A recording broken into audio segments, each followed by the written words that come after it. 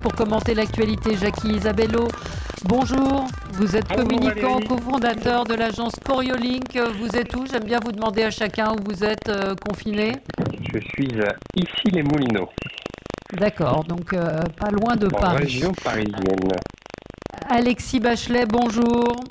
Bonjour. Vous êtes ancien député PS, vous êtes chef d'entreprise, AB Consulting, vous êtes confiné en région parisienne, vous aussi? À Colombes, oui. À Colombes. Pascal Bataille, bonjour. Bonjour Valérie. Alors vous êtes certainement dans le sud-ouest. Exactement, je suis au Cap Ferret, ce qui n'est pas forcément l'endroit le plus désagréable pour être confiné, mais néanmoins on respecte les consignes bien entendu. Et on rappelle que vous habitez au Cap Ferret parce qu'il y a toute une polémique sur ces Parisiens qui ont débarqué un petit peu partout dans les résidences secondaires. Vous y habitez une grande partie de l'année. Je rappelle Pascal Bataille, animateur, producteur, chef d'entreprise. Vous avez un hôtel d'ailleurs au Cap Ferret. Pour vous resituer, on se souvient de votre duo avec Laurent Fontaine et puis Najwa El Haïté, je ne sais pas si elle est arrivée, qui devrait participer avec nous à l'émission. Donc édition spéciale encore une fois coronavirus, un confinement non respecté, faut-il des mesures plus strictes, une crise sanitaire avec comment faire pour continuer à travailler, ces injonctions contradictoires, aller travailler mais rester chez vous, et puis un confinement qui risque d'être beaucoup plus long, et puis toujours cette polémique autour des masques où on se demande s'il n'y a pas eu quand même un discours qui s'est adapté à la pénurie de masques, où on nous a dit non, il n'y a plus de masques, les masques ne servent à rien, mais en fait c'est parce qu'il n'y en avait pas. On va y revenir. Je voulais faire un petit tour de table de ce qui a retenu dans cette actualité votre attention. Jackie, c'est un coup de gueule pour commencer? Oui, c'est un coup de gueule, c'est un constat. Je crois que depuis plusieurs années, malheureusement, la date de départ, de mon point de vue, se situe au moment des attentats, s'installe ou revient à la mode une forme de langage militaire, puisque après avoir déclaré le pays en guerre lors des attentats, on s'est aperçu lors du discours d'Emmanuel Macron que effectivement cette doctrine langagière s'invitait à nouveau. Et je trouve que on est de plus en plus confronté à quelque chose qui met sous tension la société de manière générale au moment des attentats, certes, lors de la catastrophe de Lubrizol à Rouen aussi, là au moment du coronavirus. Et ce qu'on perçoit, c'est que on a besoin quand même de retrouver une certaine forme de culture militaire pour être au service de tous et protéger tout le monde, et que cette culture qui permet de faire nation, qui nous a été inculquée malheureusement à travers un exercice militaire, il faut retrouver tout ça. Je donne 3 exemples. Lors des attentats, on n'avait aucune conscience de ce qu'il fallait faire, de la manière dont on pouvait se confiner, dont on pouvait se mettre à disposition.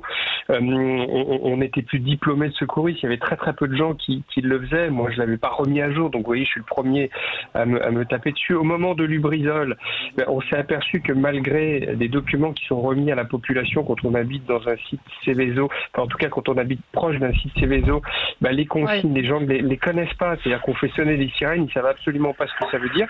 Et là, lors du coronavirus, on s'aperçoit pareil que la société est absolument pas prête. Alors aujourd'hui, on a une lecture très médicale, mais ce que savent faire les militaires, c'est organiser de manière générale une société en temps de guerre, parce qu'on s'aperçoit que on n'a pas pensé au pauvre chauffeur de camion qui, lui, livre des denrées alimentaires qui sont quand même hyper importantes, et il peut même pas se laver les dents, il peut même pas prendre de l'eau, il a rien à sa disposition.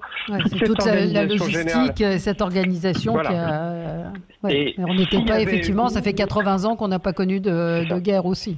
Et si on devait définitivement trancher le débat sur le SNA, ce fameux service, le SNU, pardon, on en serait là. Il faut véritablement qu'on reprenne un peu de temps pour réapprendre des gestes comme ça.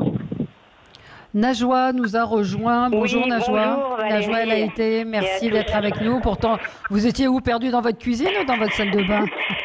Dans ma salle de bain, non, je rigole. Voilà. Bon, non, je vous demande pas. Je suis ravie d'être parmi vous. Confinée, mais ravie. Confiné comme tout le monde. Vous aviez un coup de cœur, vous? Oui, alors mon coup de cœur se porte sur une chronique écrite par l'écrivain Kamel Daoud dans le journal Le Point. Donc cette chronique est intitulée « Le coronavirus va-t-il restaurer la laïcité ?» Donc Valérie, il faut bien le dire, cette chronique a irrité certains. Pour ma part, à la lecture de celle-ci, ça m'a fait plutôt sourire. Alors que dit Kamel Daoud pour ceux qui ne l'ont pas lu? Donc il souligne avec une pointe d'humour que les religions prennent le chemin de la discrétion face à la pandémie.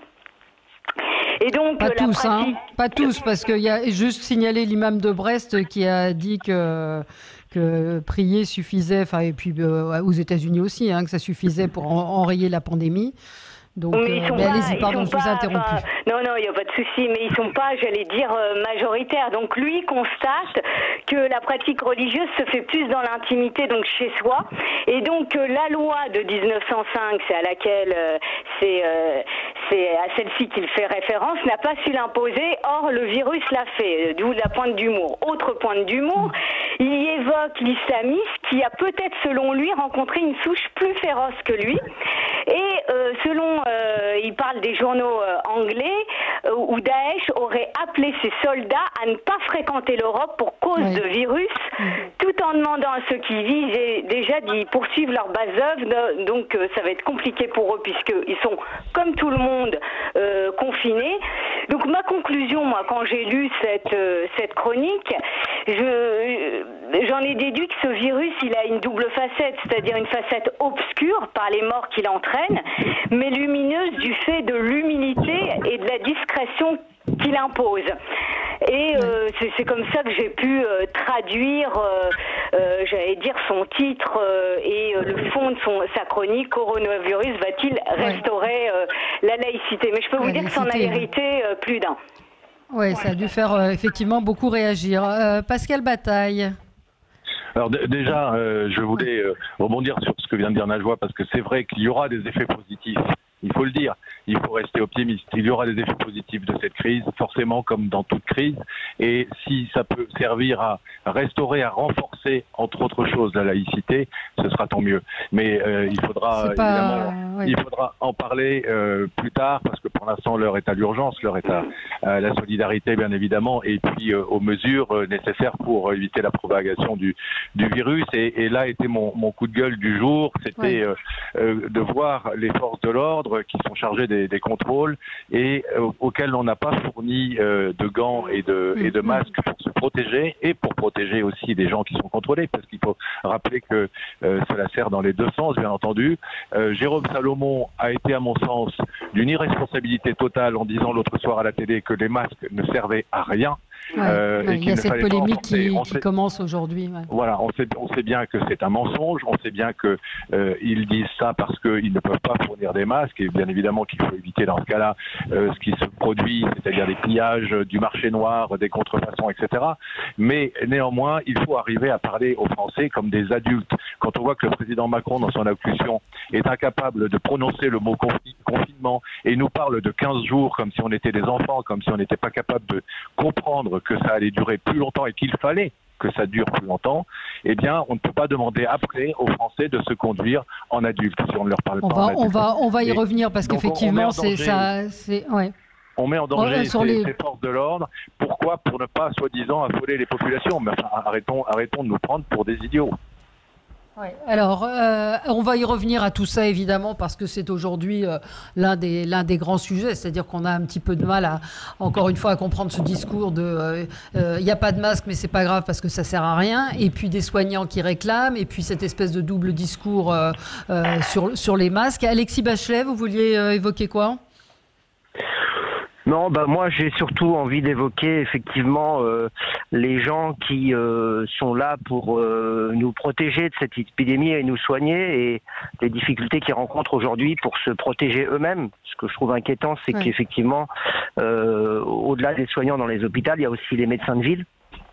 qui sont un peu livrés à eux-mêmes, qui reçoivent. Moi, j'ai un cabinet juste à côté de chez moi, donc je vois bien que ils sont un petit peu effarés, effectivement, de pas pouvoir se procurer pour eux-mêmes le matériel nécessaire à leur propre protection, parce que on l'a vu en Italie, il y a énormément de médecins qui, dans les premières semaines de l'épidémie, sont tombés malades et certains même sont décédés en Italie.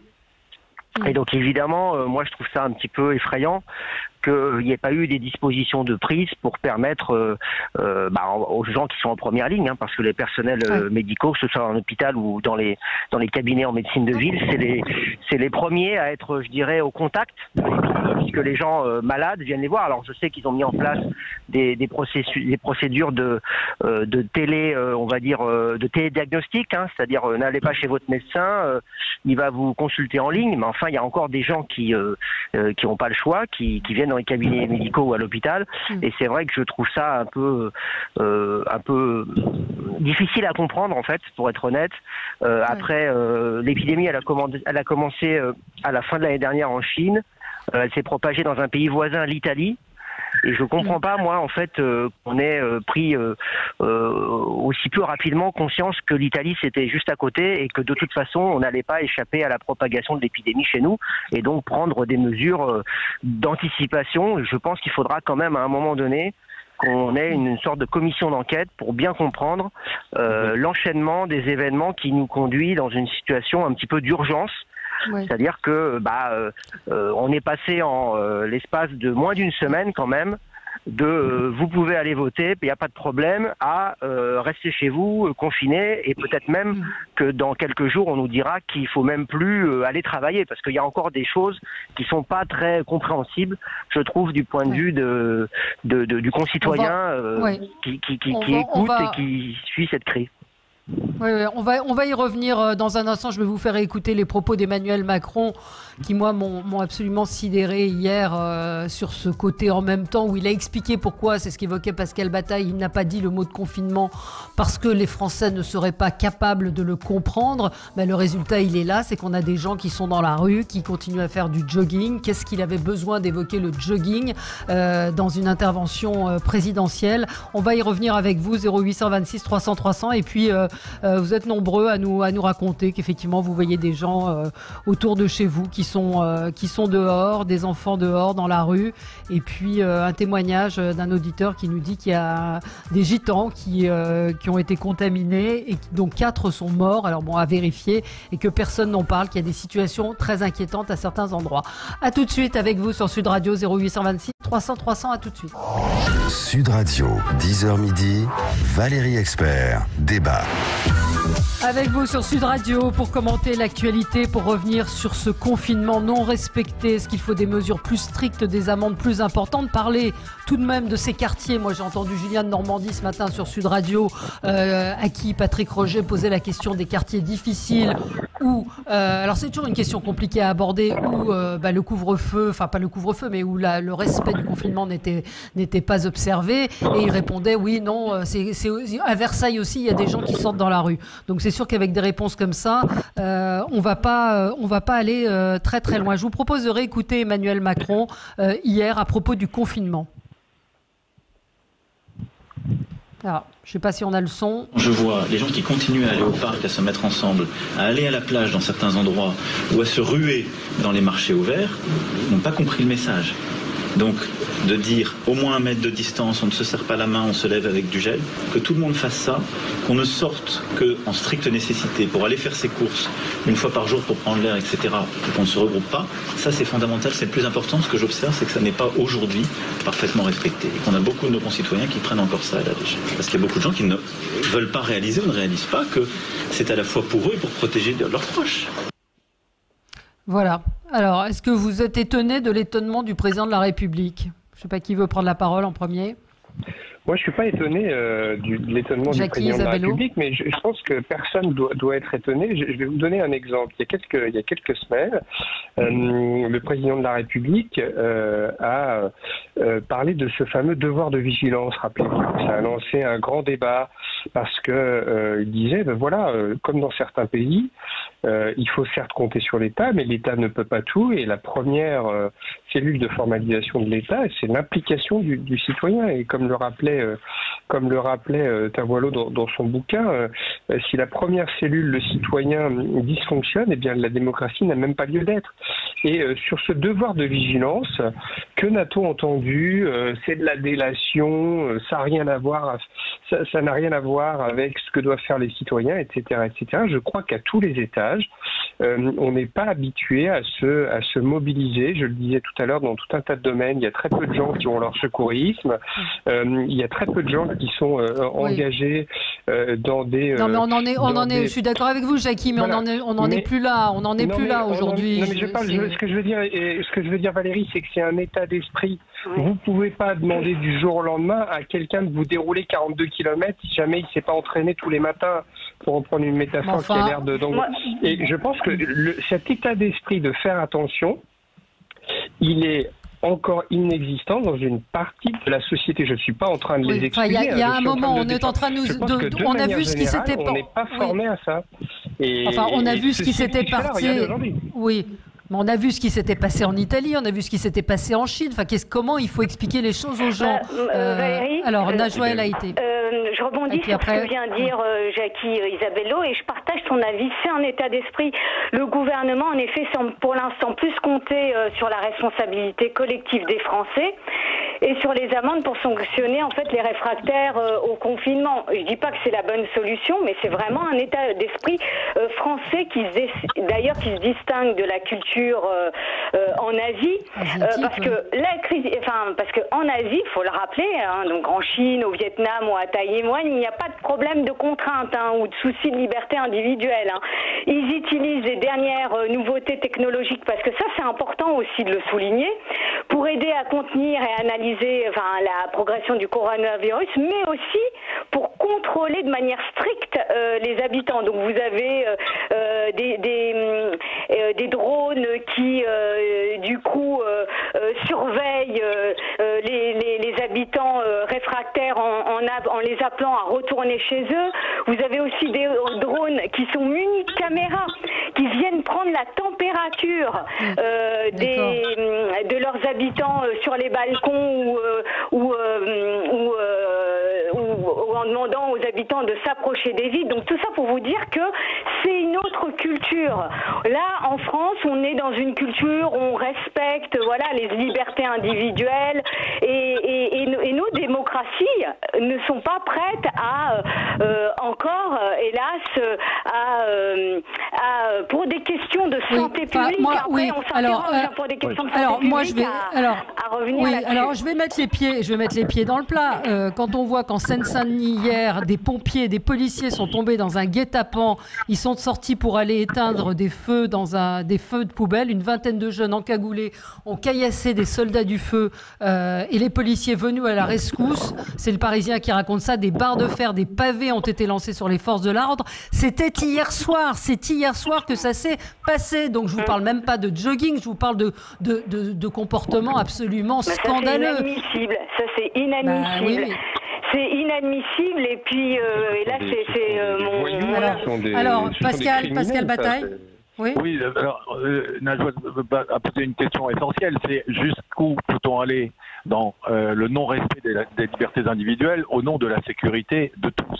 Et évidemment, les cultures orientales et la nôtre n'ont pas du tout la même façon de réagir à une crise telle que celle que nous vivons. Néanmoins, je pense que ça doit nous interroger justement sur des concepts qu'on nous a mis en tête depuis un certain nombre d'années, comme celui du principe de précaution. Aujourd'hui, on est très fort pour éviter des accidents de la route et on dépense des moyens considérables pour réduire le nombre de morts qui est à peine de 3000 par an, et on n'est pas capable aujourd'hui d'être préparé à une crise sanitaire dont Alexandre Adler, si vous avez lu ce livre paru en 2005 sur le rapport de la CIA, en 2 pages décrivait chaque minute et chaque instant. C'est-à-dire que ce scénario que nous vivons à l'échelle planétaire, il est décrit dans un livre paru en 2005 et comme devant intervenir dans les années 2020.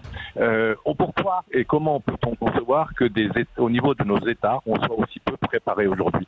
Que nous n'ayons pas des gants en quantité suffisante pour la population, que nous n'ayons pas des masques en quantité suffisante, que certaines cliniques privées aujourd'hui aient des lits en réanimation qui sont libres, mais qui ne peuvent pas être utilisés.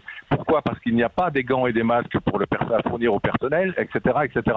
C'est-à-dire comment aujourd'hui peut-on percevoir l'impéritie de nos gouvernants? Et est-ce que cela va impliquer qu'on mette en danger nos libertés individuelles parce que les précautions n'ont pas été prises, les bonnes précautions n'ont pas été prises en temps utile? Donc c'est une vraie question à laquelle évidemment la réponse est complexe. Il ne s'agit pas de dire que le modèle chinois ou le modèle coréen sont des exemples à suivre.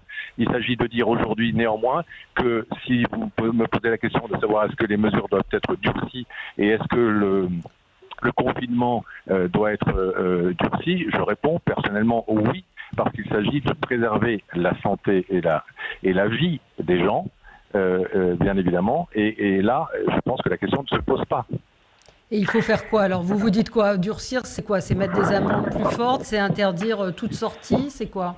Je pense que c'est d'abord expliquer et parler aux Français. Quand on voit la responsabilité de certains médias, quand on voit un Michel Simès qui a décrédibilisé les risques, qui a parlé d'une petite grippe pendant des jours et des jours sur les antennes du service public, excusez-moi, il faut parler aux gens de façon claire, déjà les responsabiliser. Et ensuite, effectivement, il faut prendre les mesures pour empêcher les déplacements qui ne sont pas nécessaires, pour parler aux gens en leur disant « restez chez vous, c'est vital ». Pour vous, parce que, en expliquant, en donnant de l'information et pas en faisant un discours en demi-teinte comme nos dirigeants le font depuis un certain nombre de semaines. Oui, moi je suis d'accord avec ce qui vient d'être dit. Je pense que le problème initial, c'est que on n'a pas été préparé à l'ampleur de cette crise sanitaire que nous vivons. Rappelez-vous qu'il y a 2 mois, Agnès Buzyn, quand elle était encore ministre de la Santé, expliquait que, grosso modo, le risque de contagion depuis la Chine vers l'Europe et la France était quasi nul, infime.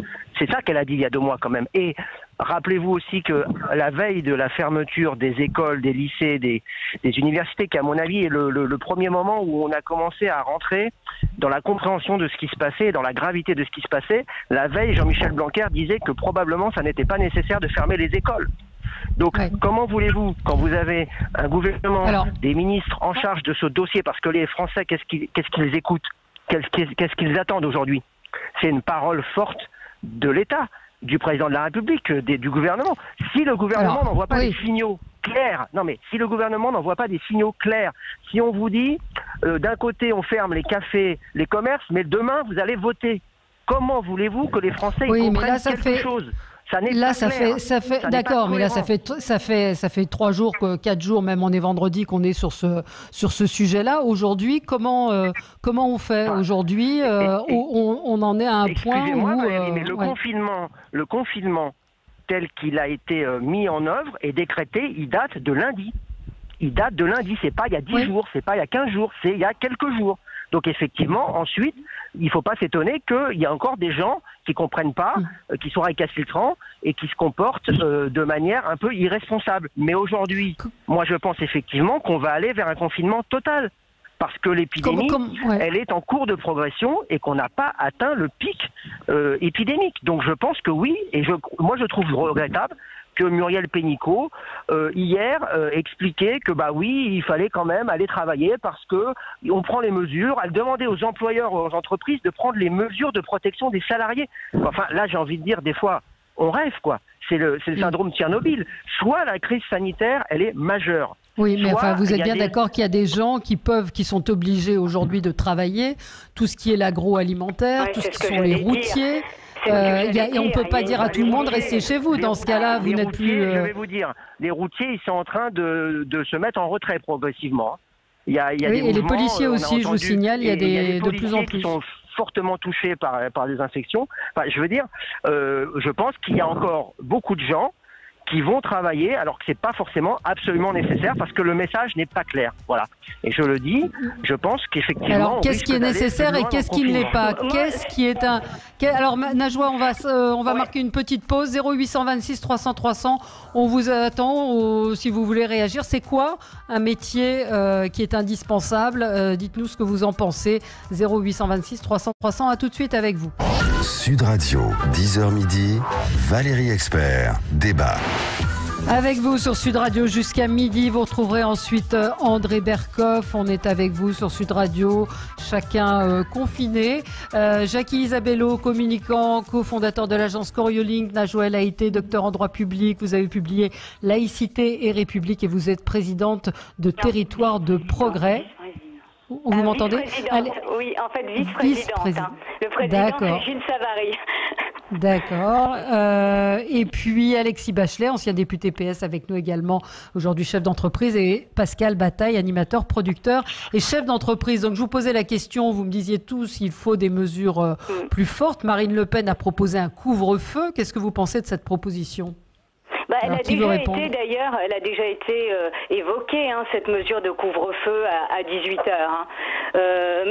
Mais moi, pour revenir rapidement à cette question de durcir ou non les mesures de confinement, à mon avis, bien sûr qu'il faut les durcir, puisqu'on le voit, les gens, certaines personnes ne respectent pas les mesures de confinement. Ce sont des dangers pour eux, mais également pour les autres.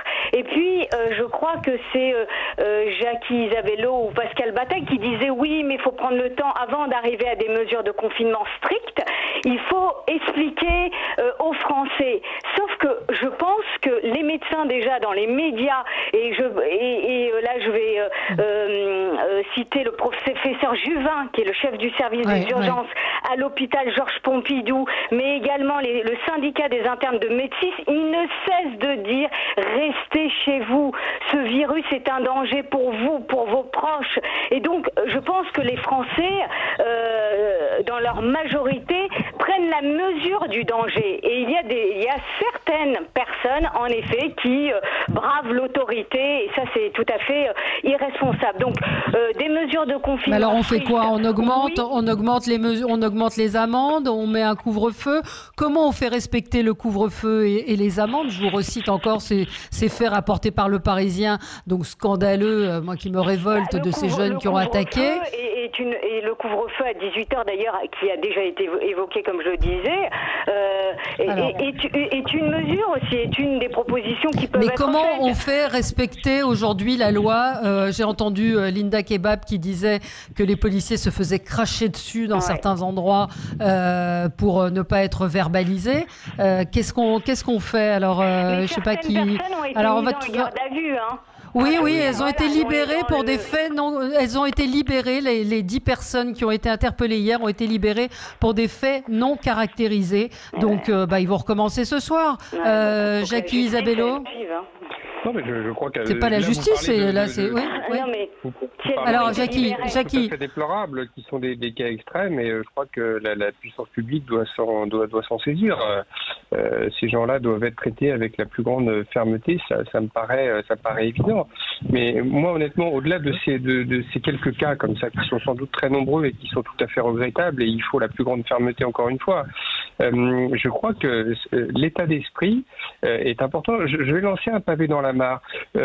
Faisons une semaine d'émission dans 3 mois pour essayer de voir si on est prêt quand il y aura un incendie majeur, pour voir si on est prêt pour une nouvelle crise sanitaire. Non, par contre, de passer 3 plombes sur le homard de Monsieur Durugy, alors là, par contre, on va écouter, on va lire Mediapart dans tous les sens, on va essayer de savoir si le homard, il avait les yeux bleufs, si lui-même, il avait mangé du champagne, s'il avait bu du champagne. Ça, par contre, Jackie, on va vraiment mais c'est pas le sujet. Enfin, je trouve que c'est le sujet, c'est pas le sujet. C'est le sujet parce que ce dont parle Pascal Bataille tout à l'heure, ça fait partie des rapports de l'IRSEM, tous les think tanks, que ce soit de la CIA, en passant par la revue stratégique de l'armée, qui est fait tous les 4 ans.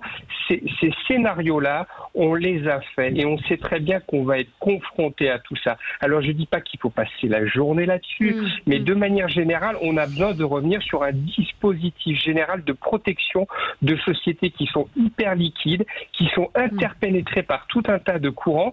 Et dès lors que vous mettez quelque chose comme un virus, plus rien ne fonctionne et la concorde n'existe plus. C'est quand même ça. À l'origine, Valérie, vous qui faites de la radio, on ne peut pas s'improviser à faire de la radio, donc on ne peut pas s'improviser à faire de la gestion de crise demain. Le problème, il est là et on n'est absolument pas prêt. Et si dans un an, on a le même problème, eh bien, on ne sera pas prêt parce que nous ne voulons pas accorder de l'attention à tous ces sujets. Et à un moment ou à un autre, il faudra quand même que l'ensemble des forces en présence soient en capacité de dire à la population, repassez votre secourisme, apprenez les gestes essentiels, qu'est-ce que ça veut dire un confinement, est-ce qu'il y a des vidéos qui existent, est-ce que je fais partie d'une profession essentielle à ce que la société puisse fonctionner, et tout ça on n'y accorde absolument aucun intérêt. Pascal Bataille.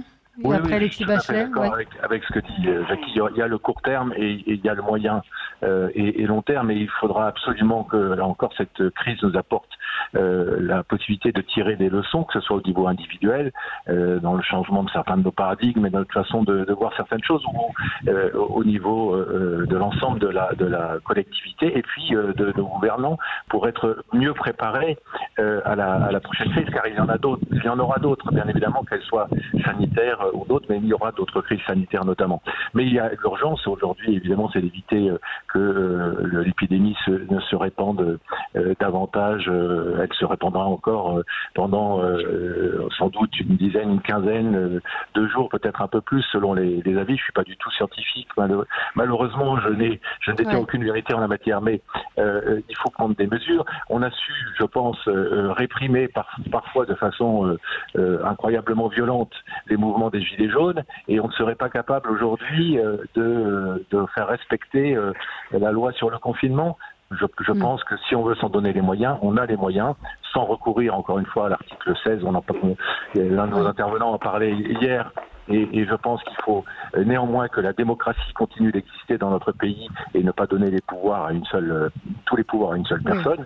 Donc il faut que les choses soient contrôlées, mais dans le cadre du contrôle et du respect de nos lois démocratiques, on peut durcir sévèrement aujourd'hui les contrôles, et on peut faire en sorte, je pense qu'on en a les moyens, que le confinement soit respecté, qu'il soit durci pendant au moins, je pense, une quinzaine de jours, 3 semaines.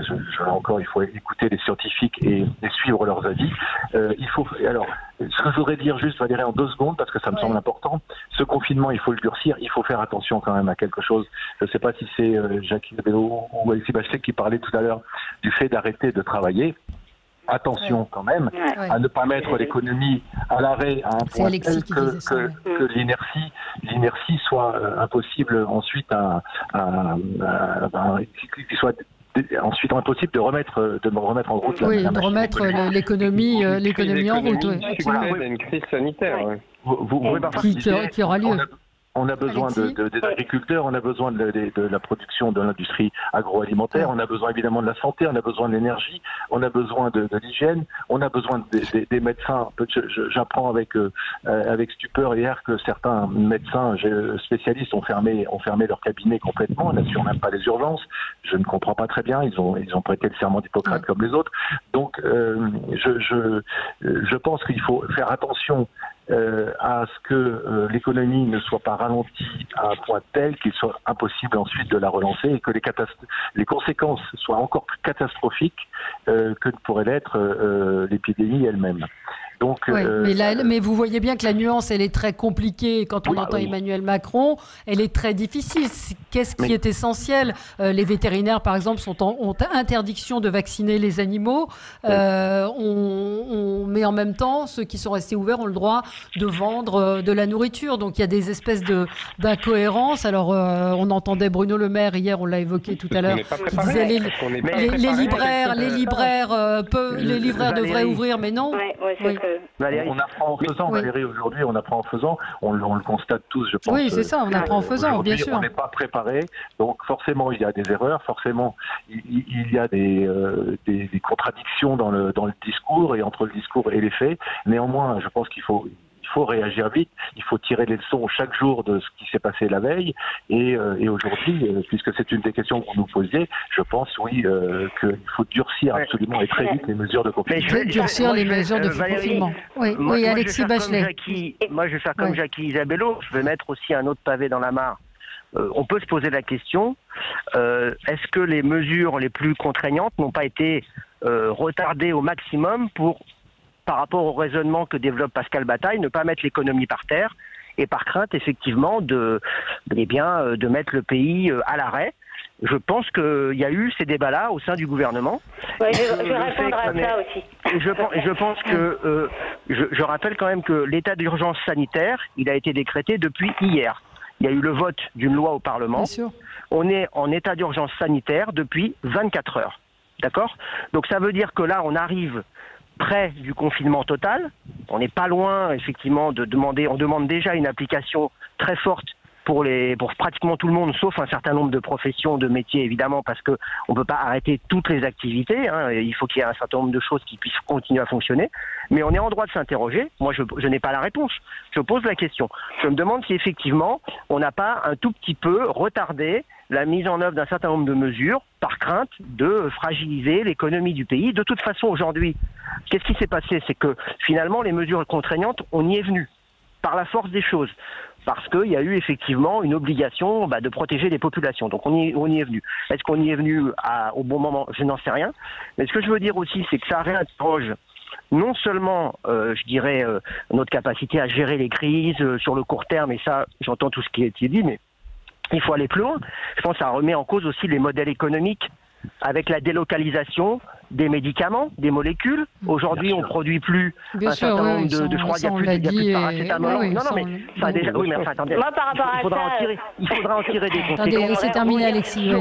Il faudra en tirer des conséquences sur la mondialisation à outrance, effectivement, qui conduit à ce qu'on soit plus dans un pays en capacité de produire un certain nombre un certain nombre d'appareils. J'ai vu qu'aussi pour les appareils les appareils pour l'assistance respiratoire, les Allemands, ils en produisent, mais nous n'en avons pas. Et que les Allemands, ceux qui produisent en ce moment, ils les gardent pour eux-mêmes, ce qui est tout à fait logique. Ils protègent d'abord leur population. Donc, ce que je veux dire, c'est qu'en cascade, c'est pas seulement une meilleure anticipation ou une préparation à la prochaine crise sanitaire qui sans doute adviendra, mais on doit déjà gérer celle-là, mais c'est surtout une réflexion sur les modèles économiques et sur la capacité, effectivement, pour chaque pays à se protéger, à se protéger d'une crise sanitaire qui, évidemment, est par nature difficile à anticiper, sauf qu'effectivement, il y a déjà, depuis plusieurs décennies, des scénarios. C'était d'ailleurs pareil pour les attaques terroristes. Il y avait déjà, au niveau de chaque pays, chaque service de renseignement de chaque pays avait élaboré des scénarios sur terrorisme, pandémie.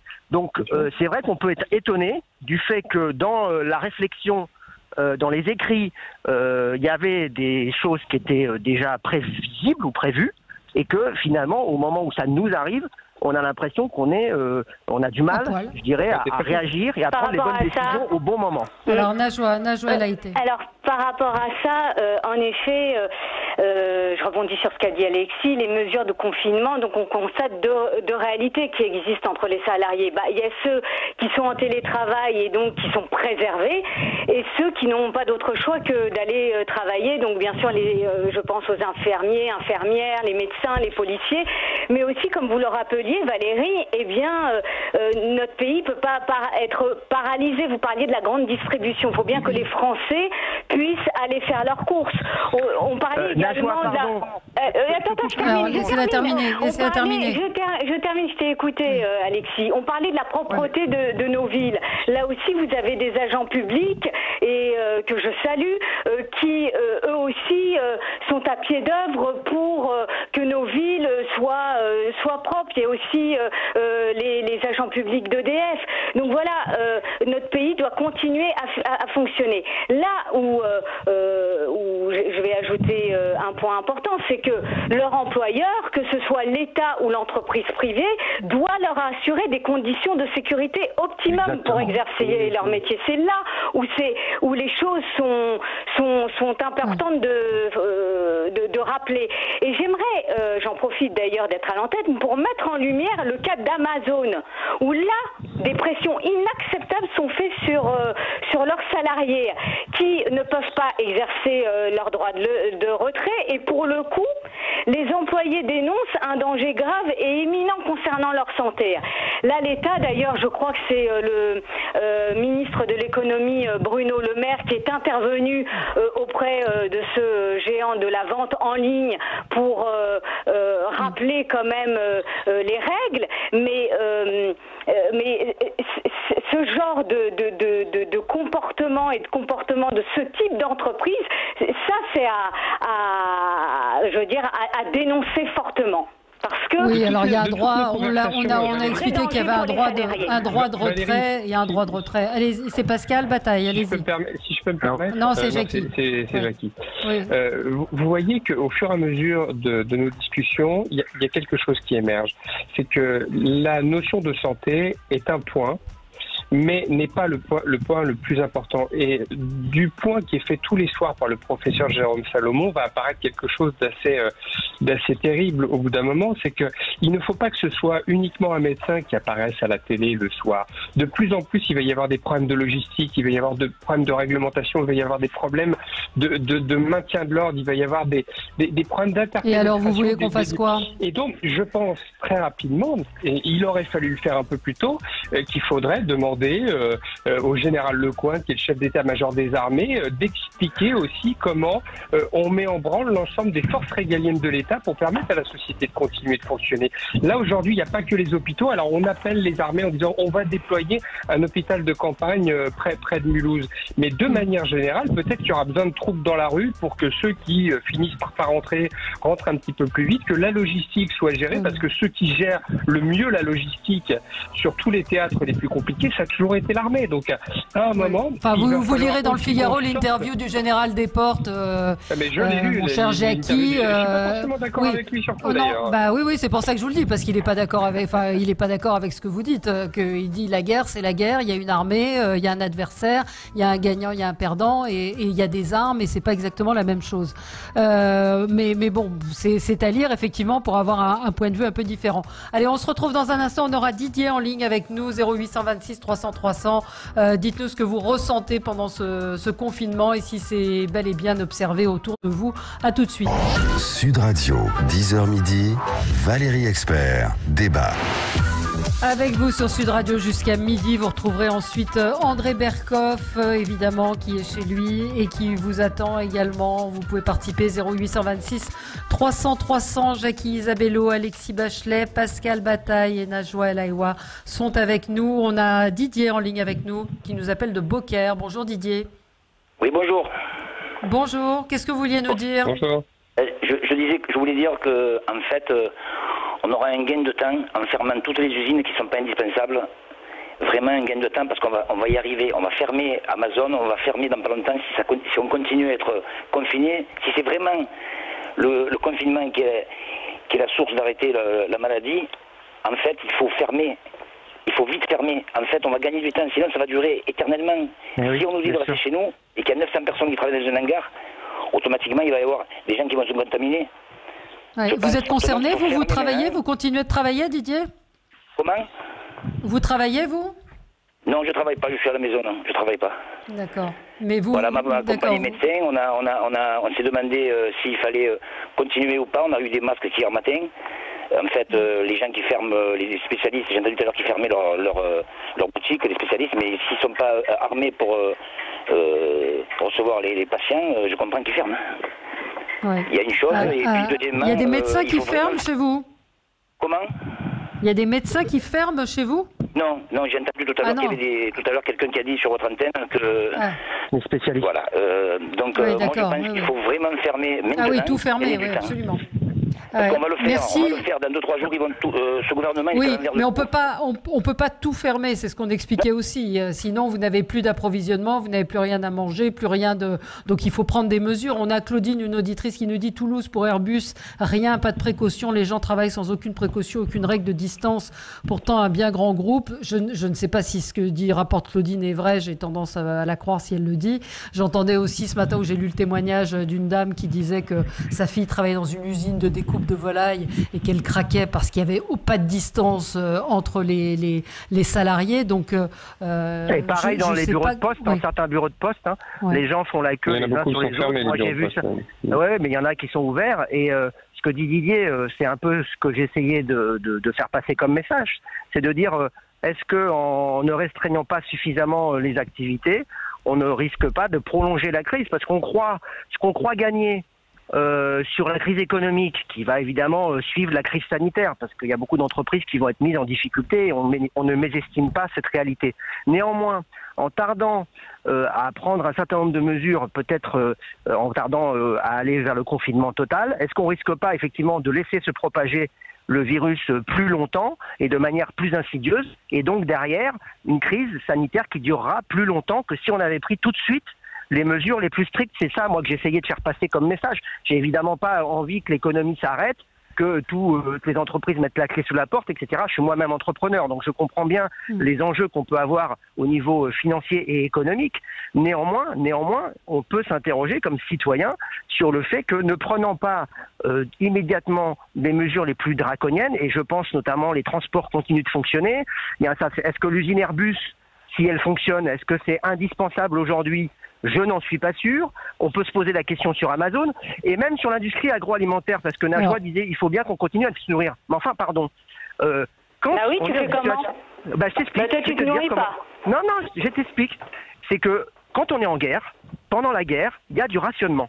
C'est-à-dire que pendant la guerre, les gens se précipitent pas comme des dingues pour acheter des tonnes de nourriture parce que, effectivement, c'est plus possible de fonctionner de cette manière-là et de consommer je vais te dire, je préfère qu'ils se précipitent sur la nourriture et de manière en respectant les règles de sécurité plutôt qu'ils se précipitent à acheter des armes comme aux États-Unis, tu vois. Dans les dernières 48 heures, il y avait des gens qui se bousculaient pour un morceau de viande. Mais ça, on est d'accord, c'est des comportements qui sont pas acceptables. Mais tu peux pas dire que dans des secteurs essentiels comme la grande distribution et même l'électricité, tu crois que l'électricité, ça nous arrive comme ça chez nous? Enfin voilà, il y a des gens qui travaillent derrière la propreté de nos villes. Il y a aussi des agents publics qui travaillent pour la propreté de nos villes. Toi, ça te choque pas que Airbus, il continue à assembler des Airbus dans ce contexte-là? Alors ça veut dire que tu ne m'as pas écouté, Alexis. Moi, j'ai dit qu'il y a une responsabilité des employeurs, que ce soit l'État ou l'entreprise privée, qui doit assurer les conditions de sécurité optimum pour leurs agents ou pour leurs salariés. Je pense malheureusement que c'est loin d'être le cas. Dans beaucoup d'entreprises. Qui voulait intervenir juste? Moi, je voudrais intervenir parce qu'effectivement, Pascal Bataille, rebondir sur ce que disait tout à l'heure Alexis Bachelet, puisqu'il vient d'être dit par Jackie et par Najwa, c'est que on ne peut pas mettre notre économie à l'arrêt. En revanche, c'est vrai que, comme le disait Alexis Bachelet, on a certainement beaucoup trop tardé à prendre les mesures qui s'imposaient pour préserver l'économie. Or, on a besoin de donner un grand coup de frein, un coup de frein très brutal à la propagation de l'épidémie. Et pour ça, il faut absolument durcir le confinement pendant un certain nombre de semaines. On a des exemples quand même qui nous montrent que en Chine, ça a fonctionné. Il n'y a pas eu de nouveaux cas depuis 48 heures. Pour autant qu'on puisse considérer que la Chine dise la vérité, il n'y aurait pas eu de nouveaux cas en Chine depuis 48 heures. Donc ça marche. Ça marche, effectivement, si on prend des mesures absolument concrètes, fermes, draconiennes, et qu'on les fait draconiennes et qu'on les fait respecter. En revanche, effectivement, on ne peut pas arrêter totalement l'économie. Ça veut dire quoi? Ça veut dire que il faut qu'on fournisse aux gens qui continuent de travailler les moyens de se protéger et de continuer à travailler dans des conditions sanitaires correctes et acceptables. Et je pense que aujourd'hui, l'effort de nos gouvernants, c'est pas à nous autour de cette table de décider si Airbus doit continuer à travailler et si Amazon doit s'arrêter, etc. Je pense que nous n'en avons pas forcément toutes les compétences et surtout toutes les informations nécessaires pour savoir qui doit continuer à travailler ou pas. Mais il y a des gens qui ont fait confiance et qu'on a élus pour ça et qui doivent décider. Et je suis tout à fait d'accord avec, je crois que c'était Alexis qui disait tout à l'heure qu'il faudrait qu'on n'ait pas simplement un directeur de la santé qui intervienne le soir. On a besoin d'informations. C'est Jackie, pardon.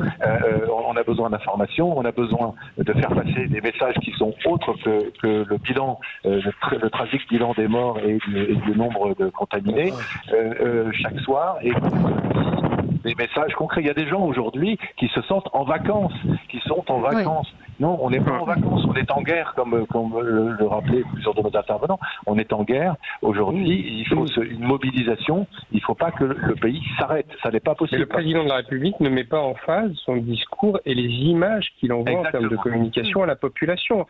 Je veux bien être en désaccord avec Vincent Desportes, mais quand le président, qui est quand même le chef des armées, dit qu'on est en guerre, en face, il n'y a pas qu'un problème de santé publique. On le voit bien aujourd'hui, on n'arrête pas de parler d'économie, on n'arrête pas de parler d'organisation, de logistique, de maintien de l'ordre, de concorde public, de un tel a-t-il le droit de faire ceci et cela, et on voit bien que l'ensemble des dispositifs généraux de gestion de crise ne sont pas maîtrisés. Le dispositif général de gestion de crise, il est au sein d'une direction qui est au ministère de l'Intérieur, au sein du COGIC, donc c'est pas au ministère de la Santé, même s'il y a une cellule de gestion de crise sanitaire, mais là on a dépassé tout ça, et c'est là où on voit bien que ces dispositifs-là n'étaient absolument pas préparés, n'étaient pas décrits, n'avaient pas été répétés avec l'ensemble des hauts fonctionnaires et avec l'ensemble des forces régaliennes du pays, et vous allez voir que ça va se dégrader, parce que on peut s'interroger, c'est ce que au-delà de savoir si on sort ou pas, c'est que ça va atteindre les populations d'un point de vue psychologique,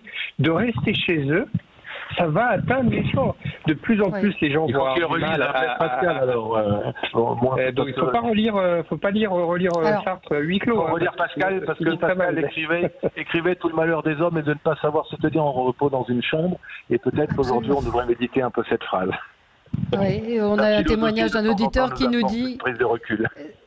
Chez moi, nous dit un auditeur, chez moi, un médecin positif. Hier, du coup, tout le cabinet en quarantaine. C'est bien leur maison médicale, mais plus de médecins, plus d'infirmières, plus de kinés pour ceux qui ont d'autres pathologies. Et si on a besoin, l'autre médecin, il est à 17 km. Donc, c'est cette question-là. Je suis d'accord avec tout ce qu'on entend, mais la question, elle est aussi, et il faudra régler le problème un jour, de ces masques qui ont manqué et de ce qu'on évoquait avec le docteur Juvin, le professeur Juvin, sur le fait que c'est pas normal qu'en France on se retrouve à faire la guerre en tongs, c'est-à-dire sans masque pour les soignants. Et puis cette question du masque, où on nous a dit un coup que c'était pas nécessaire, le coup d'après c'était nécessaire. On a bien vu que les pays asiatiques quand même, qui avaient l'habitude d'avoir des masques, ont mieux affronté la maladie que nous, mieux ce virus.